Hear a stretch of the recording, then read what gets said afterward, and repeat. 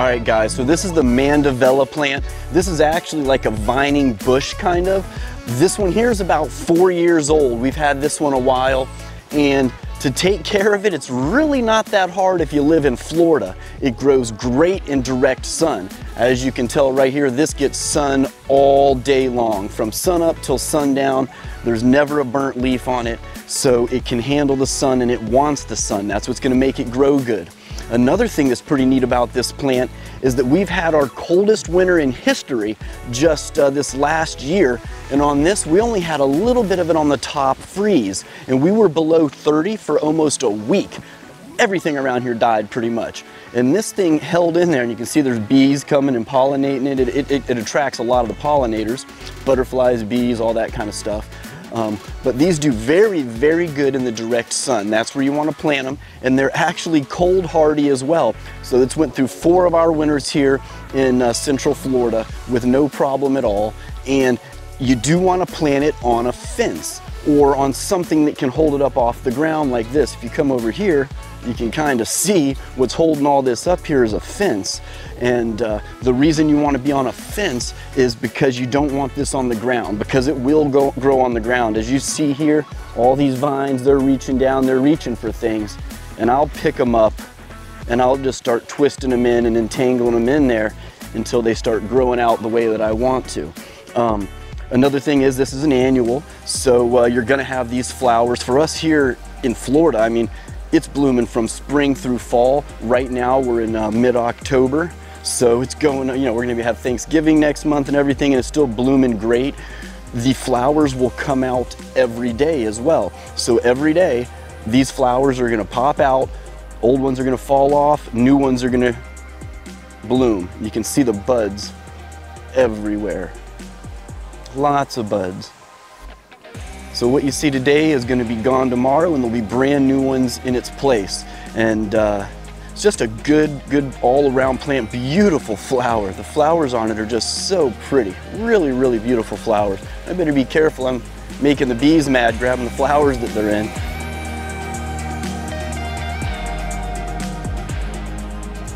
They also come in a whole bunch of different colors. I used to have the red one as well at my other house.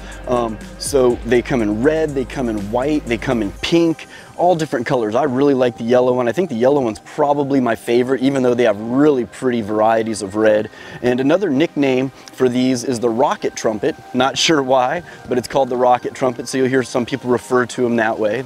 Another thing you want to be careful of is you don't want to plant this near any other flower beds or flower gardens, because it's going to find your other plants and it's going to overtake them. Your whole flower garden is going to end up being one big vine. It'll look pretty, but it's going to kill everything below it. And if you look over here, here's a good example of this buffer of plants that I put here. The vine's just going to grab this and wrap all the way up it. Eventually, I'm just going to have to break this off, weave it through the tree, and let the vine keep going that way. But this is what it does right here. It just kind of wraps right around the branches of whatever it's close to. So if you're on a big, beautiful flower garden like this behind me, and you have this Mandevilla beside it, it's going to start growing through the flower garden and overtake everything. Beautiful plant, but you want it by itself. And I think some of the best places to put it's on like a fence line or something that just, you want a little extra privacy, you want a little sound barrier or something like that. These are great for it. And when you have one that's been sitting around 4 years like this, it just keeps growing over and over on top of each other. And I got it when it was about this tall. It was just a little baby pot, only about that tall. And you can see where it's grown up right down here on the bottom. That's all that we have here. Looks like a few vines came out of a pot about that big around, and that's still all we have. Not sure exactly what the root structure is doing under there, or how big it is, but it's turning into quite a nice, thick, heavy-duty bush.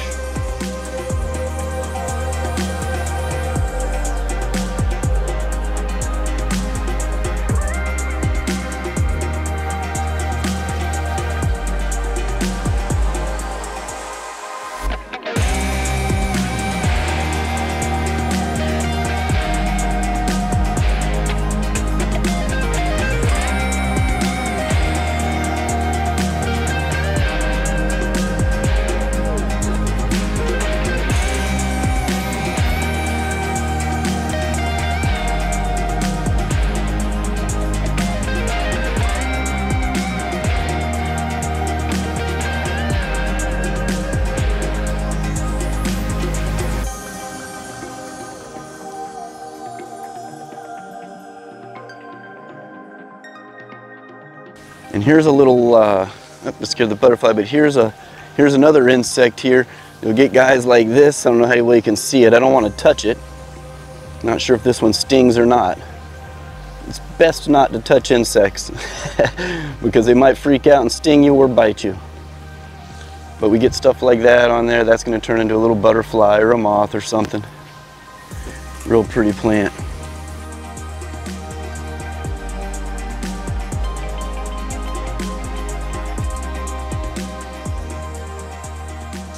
All right, and that's the Mandevilla plant, good for any tropical and subtropical climate, and it can obviously reach north of here as well since it can be a little bit cold hardy, and at least it has been here in Central Florida. I hope I've answered a lot of your questions on the Mandevilla plant. If you have any other questions, just leave them in the comments down below, and we'll be sure to get back with you. Thanks for watching, and I'll see you next time.